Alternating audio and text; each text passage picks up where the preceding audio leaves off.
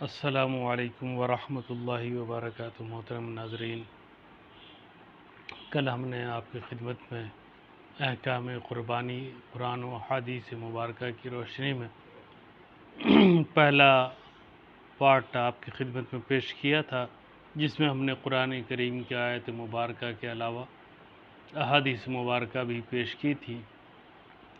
آج اس ضمن میں ہم مسائل فقہیہ آپ کی خدمت میں لے کر حاضر ہیں۔ سماعت فرمائیں کہ قربانی کئی قسم کی ہے۔ پہلی غنی اور فقیر دونوں پر واجب ہے، دوسری فقیر پر واجب ہو غنی پر واجب نہ ہو، تیسری غنی پر واجب ہو فقیر پر واجب نہ ہو، دونوں پر واجب ہو۔ اس کی صورت یہ ہے کہ قربانی کی منت مانی، یہ کہا کہ اللہ کے لیے مجھ پر بکری یا گائے کی قربانی کرنا ہے، یا اس بکری یا اس گائے کو قربانی کرنا ہے۔ فقیر پر واجب ہو غنی پر نہ ہو۔ اس کی صورت یہ ہے کہ فقیر نے قربانی کے لیے جانور خریدا، اس پر اس جانور کی قربانی واجب ہے، اور غنی اگر خریدتا تو اس خریدنے سے قربانی اس پر واجب نہ ہوتی۔ غنی پر واجب ہو فقیر پر واجب نہ ہو۔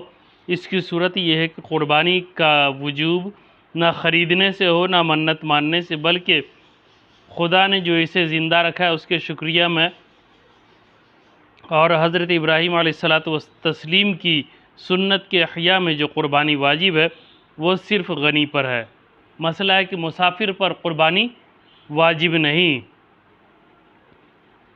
اگر کر لے مسافر نے قربانی کر لی تو یہ تطوع یعنی نفل ہے، اور فقیر نے اگر نہ منت مانی ہو نہ قربانی کی نیت سے جانور خریدا ہو، اس کی قربانی کرنا بھی اگر وہ قربانی کر لے تو یہ بھی نفل ہوگا۔ بکری کا مالک تھا اور اس کی قربانی کی نیت کر لی، یا خریدنے کے وقت قربانی کی نیت نہ تھی اور بعد میں نیت کر لی، تو اس نیت سے قربانی واجب نہیں ہوگی۔ قربانی واجب ہونے کی چند شرائط ہیں۔ اس میں پہلا یہ کہ اسلام یعنی غیر مسلم پر قربانی واجب نہیں، مسلمان ہونا اس کے لیے شرط ہے۔ دوسرے اقامت یعنی مقیم ہو، مسافر نہ ہو۔ اگر مسافر ہے تو اس پر قربانی واجب نہیں، جیسا کہ پہلے ہم بیان کر چکے۔ تیسرا تونگری یعنی مالی کے نصاب ہونا۔ یہاں مالداری سے مراد وہی جس سے صدقہ فطر واجب ہوتا ہے، وہ مراد نہیں جس سے زکوٰۃ واجب ہوتی ہے۔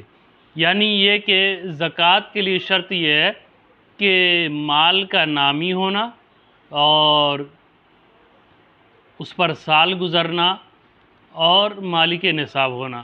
یہ شرط ہے زکوٰۃ کے لیے کہ سال بھی گزرے گا، مال کا نامی بھی ہونا اور زکوٰۃ کا نصاب بھی ہونا چاہیے۔ لیکن قربانی میں ایسا نہیں ہے، بلکہ اس کی تفصیلات آگے آئیں گی کہ چوتھی شرط یہ ہے کہ آزاد ہو، غلام نہ ہو۔ اگر جو آزاد نہ ہو اس پر قربانی واجب نہیں کہ غلام کے پاس مال ہی نہیں، لہذا عبادت مالیہ اس پر واجب نہیں۔ مرد ہونا اس کے لیے شرط نہیں، یہ نہیں، ایسا نہیں ہے کہ صرف مرد پہ قربانی واجب ہے، بلکہ عورت بھی مالک نصاب ہے تو اس پر بھی قربانی واجب ہوگی۔ جس طرح مردوں پر واجب اسی ہوتی ہے، اسی طرح عورتوں پر بھی واجب ہوگی۔ اس کے لیے بالغ ہونا شرط ہے یا نہیں، اس کے تعلق سے اختلاف ہے، لیکن اصل فتویٰ اسی پر ہے کہ بالغ ہونا شرط ہے، اور اگر بالغ ہے تو اب اس کی قربانی کس کے اوپر واجب ہوگی؟ تو بتا رہے کہ نابالغ پر واجب ہے تو آیا خود اس کے مال سے قربانی کی جائے گی یا اس کا باپ اپنے مال سے قربانی کرے گا؟ تو ظاہری روایہ یہ ہے کہ نہ خود نابالغ پر واجب ہے اور نہ اس کی طرف سے اس کے باپ پر واجب ہے، اور اسی پر فتویٰ ہے۔ اگر نابالغ ہے تو اس پر تو ہے ہی نہیں، اور نہ اس کے والدین سرپرست پر قربانی واجب ہے اس کی جانب سے، بلکہ جن کے اوپر قربانی واجب ہے۔ مثلا میں مالک نصاب ہوں تو مجھے اپنی جانب سے قربانی پیش کرنی ہے، اپنے بچوں کی جانب سے نہیں۔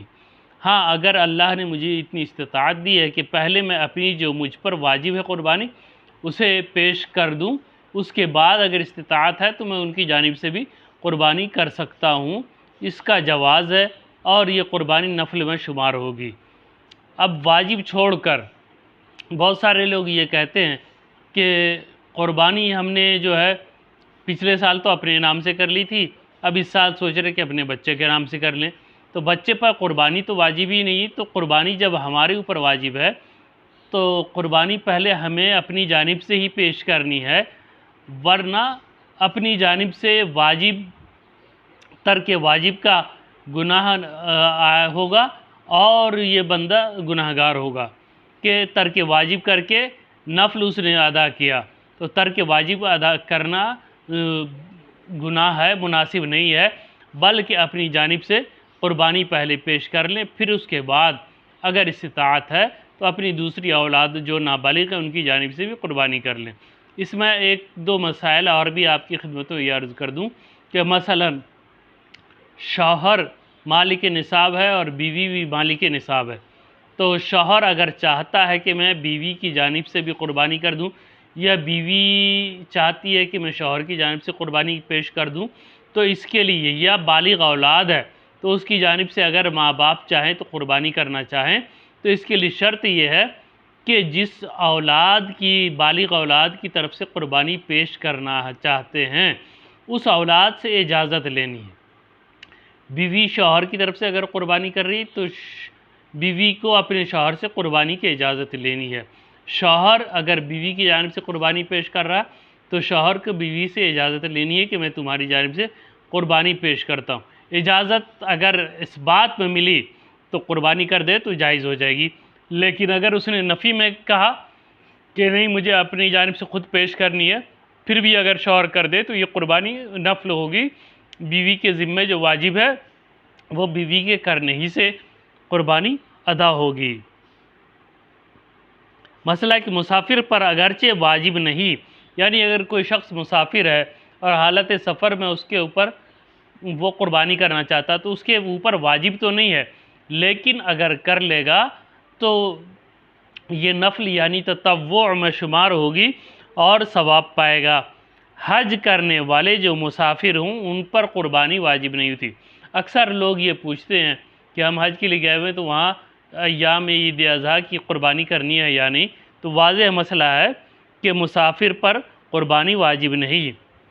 حج کرنے والے جو مسافر ان پر قربانی واجب نہیں اور مقیم ہو تو واجب ہے، جیسے کہ مکہ کے رہنے والے حج کریں تو چونکہ یہ مسافر نہیں اس لیے ان کے اوپر واجب ہو جائے گی۔ اس کے شرائط میں قربانی کے شرائط میں یہ بھی ہے کہ شرائط کا پورے وقت میں پایا جانا ضروری نہیں، بلکہ قربانی کے لیے جو وقت مقرر ہے اس کے کسی حصے میں شرائط کا پایا جانا وجوب کے لیے کافی ہے، وجوب کے لیے کافی ہے۔ مثلا ایک شخص ابتدائی وقت قربانی میں کافر تھا، پھر مسلمان ہو گیا اور ابھی قربانی کا وقت باقی ہے، اس پر قربانی واجب ہے جبکہ دوسرے شرائط بھی پائے جائیں۔ اسی طرح اگر غلام تھا اور آزاد ہو گیا اس کے لیے بھی یہی حکم ہے۔ اسی طرح اول وقت میں مسافر تھا اور اثناء یعنی وقت ابھی موجود ہے تو مقیم ہو گیا تو اس پر بھی قربانی واجب ہو گئی، یا فقیر تھا اور وقت کے اندر مالدار ہو گیا تو اس کے اوپر بھی قربانی واجب ہو گئی۔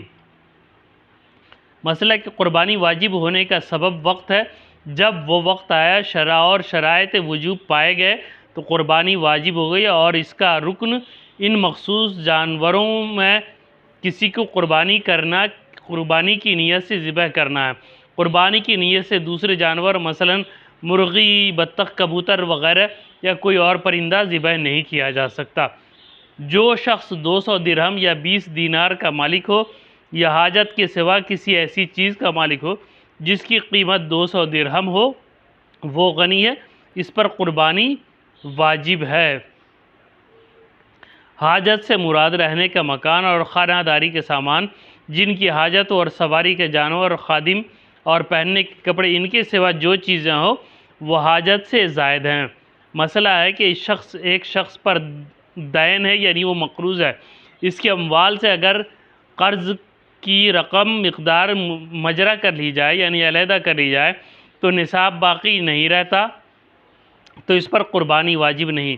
اور اگر اس کا مال یہاں موجود نہیں اور ایام قربانی گزرنے کے بعد وہ مال اسے وصول ہوگا تو پھر اس کے اوپر ویسی صورت میں قربانی واجب نہیں ہوگی۔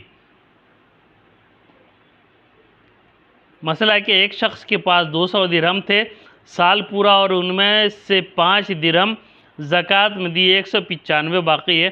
اب قربانی کا دن آیا تو قربانی واجب ہے، اور اگر اپنی ضروریات میں 5 درہم خرچ کرتا تو قربانی واجب نہ ہوتی۔ اسی طرح مسئلہ ہے کہ مالک نصاب نے قربانی کے لیے بکری خریدی تھی، وہ گم ہو گئی اور شخص کا مال نصاب سے کم ہو گیا، اب قربانی کا دن آیا تو اس پر یہ ضروری نہیں کہ دوسرا جانور خرید کر قربانی کرے، اور اگر وہ بکری قربانی ہی کے دن میں مل گئی تو اور یہ شخص اب بھی مالک نصاب نہیں ہے تو اس پر اس بکری کی قربانی کرنا واجب نہیں ہے۔ مسئلہ ہے کہ عورت کا مہر شوہر کے ذمے باقی ہے اور شوہر مالدار ہے تو اس مہر کی وجہ سے عورت کو مالک نصاب نہیں مانا جائے گا، اگرچہ مہر معجل اور اگر عورت کے پاس اس کے سوا بقدر نصاب مال نہیں تو عورت پر قربانی واجب نہیں ہوگی۔ جیسا کہ ہم نے شروع میں یہ بتایا کہ اگر مالک نصاب عورت بھی ہے اور شوہر بھی ہے تو دونوں کے اوپر قربانی واجب ہوگی، اور مالک نصاب نہیں ہے تو عورت پر بھی قربانی واجب نہیں۔ مسئلہ ہے کہ کسی کے پاس 200 درہم کی قیمت کا مصحف شریف یعنی قرآن مجید ہے، اگر وہ اسے دیکھ کر اچھی طرح تلاوت کر سکتا ہے تو اس پر قربانی واجب نہیں، چاہے اس میں تلاوت کرتا ہو یا نہ کرتا ہو، اور اگر اچھی طرح اسے دیکھ کر تلاوت نہ کر سکتا ہو تو واجب ہے۔ کتابوں کا یہ بھی یہی حکم ہے کہ اس کے کام کی ہیں تو قربانی واجب نہیں ورنہ قربانی واجب ہے۔ مسئلہ ہے کہ ایک مکان جاڑے کے لیے اور ایک گرمی کے لیے یہ حاجت میں داخل ہے، ان کے علاوہ اس کے پاس تیسرا مکان ہو جو حاجت سے زائد ہے، اگر یہ 200 درہم کا ہے تو قربانی واجب ہے۔ اسی طرح گرمی جاڑے کے بچھونے حاجت میں داخل ہیں اور تیسرا بچھونا جو حاجت سے زائد ہو اس کا اعتبار ہوگا۔ غازی کے لیے 2 گھوڑے حاجت میں ہے، تیسرا حاجت سے زائد ہے، اسلحہ غازی کی حاجت میں داخل ہیں، ہاں اگر ہر قسم کے 2 ہتھیار ہوں تو دوسرے اسلحے کو حاجت سے زائد قرار دیا جائے گا۔ گاؤں کے زمیندار کے 1 گھوڑا حاجت میں داخل اور 2 ہوں تو دوسرے کو زائد مانا جائے گا۔ گھر میں پہننے کے کپڑے اور کام کاج کے وقت پہننے کے کپڑے اور جمعہ و عید اور دوسرے موقعوں پر پہن کر جانے کے کپڑے یہ سب حاجت میں داخل ہیں، اور ان 3 کے سوا چوتھا جوڑا اگر 200 درہم کا ہے تو قربانی اس کے اوپر واجب ہو جائے گی۔